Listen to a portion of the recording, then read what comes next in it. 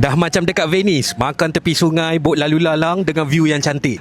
Kedai ni antara salah satu lokasi yang sangat strategik tepi Sungai Melaka. Dah sampai sini, kau jangan lupa try shell out dia. Macam set yang saya ambil ni, shell out selambak. Portion dia bolehlah makan untuk 2 ke 3 orang. Sambal dia kau boleh pilih. Macam saya pilih sambal Portugis. Ada ketam, lala, udang, pahat, kupang, scallop.